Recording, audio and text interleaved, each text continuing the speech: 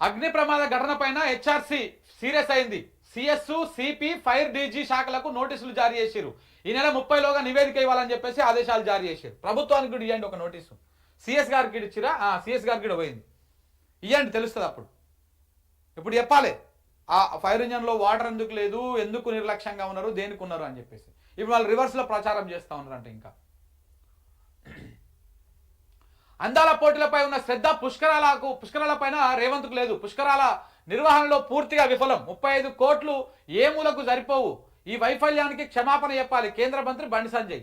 ఎందుకన్నా ఇట్లా paper statement ఇచ్చుడు? ఫోన్ చేసి మాట్లాడితే అయిపోతున్నాయి కదా. ఒక్క ఫోన్ చేసి నిరుద్యోగుల సమస్యలను తీర్చినటువంటి గనుడివి నువ్వు. ఒక ఫోన్ చేసి రేవంత్తో ఇద్దరు ఒకటే కదా ములాఖత్తు. ఈ ఛానళ్ళ మీద వీటి మీద దాడులు చేపించడానికి మీరిద్దరు ఒకటే ములాఖత్తులో ఈ ప్లాన్ చేసుకుంటారు కదా. చూపే ప్రేమ ఇదేనా? మాజీ మంత్రి హరీష్ రావు మాట్లాడారు. రైతు డిక్లరేషన్ లేదు, ఇటు వరంగల్లో పెట్టిన రైతు డిక్లరేషన్ లేదు, బీసీ డిక్లరేషన్ ఇవన్నీ పోయినాయి, ఇవన్నీ గాలికి కలిసిపోయినాయి. ఇప్పుడు కొత్తగా నల్లమల డిక్లరేషన్ వచ్చిందని చెప్పేసి మనం చెప్పినాం కదా. అదే ఈ నల్లమల డిక్లరేషన్ కథ ఏదో కూడా 100 రోజులలో తేలిపోతుంది. దీంతో పాటు రాష్ట్రం అంతా కూడా అట్లనే చేస్తా అని చెప్పిండు. మరి చూడాలి ఏమవుతుంది అనేది.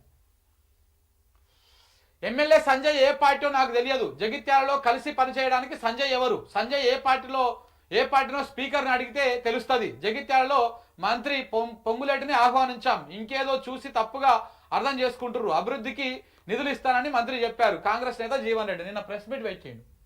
పెట్టి ఆయన ఎవరో నాకు తెలియదు అంటాడు.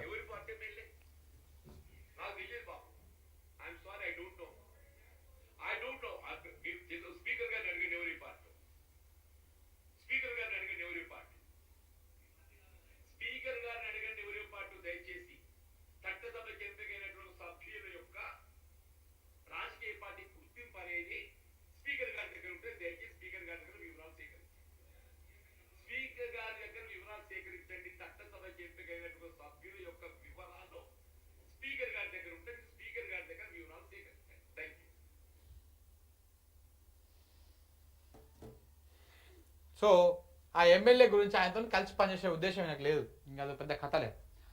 కిషన్ రెడ్డి బురద తల్లుతున్నాడు. అగ్ని ప్రమాదం జరిగిన నిమిషాల్లోనే చర్యలు, మా మంత్రులు అక్కడే ఉన్నారు, మా మీద విమర్శలు మానుకోవాలి. గుజరాత్ రాష్ట్రంలో బ్రిడ్జి కూలిపోయింది, 140 మంది చనిపోతే విమర్శలు చేశామా? ట్యాంక్ బండులో భారతమాతకు హారతిలో 3 మరణిస్తే రేవంత్ విమర్శలు చేశారా? కాంగ్రెస్ వర్కింగ్ ప్రెసిడెంట్ కాబట్టి అప్పుడు మేము మాట్లాడలేదు కాబట్టి ఇప్పుడు మీరు మాట్లాడొద్దు.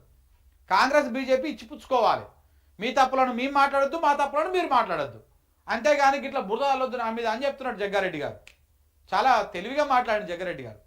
ఇప్పుడు గుజరాత్లో బ్రిడ్జి కూలిపోయి 140 మంది చచ్చిపోతే మేము మాట్లాడినామా? విమర్శలు చేసినామా? చెయ్యలే.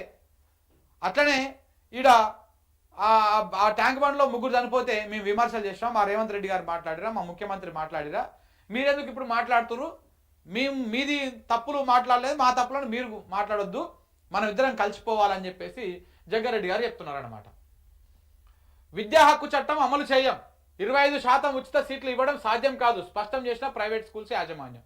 అయిపోయా. అప్పట్లో చట్టం చేసేస్తాము అయిపోతుంది అని చెప్పేసి అన్నారు విద్యాశాఖ మంత్రి మన రేవంత్ రెడ్డి గారు.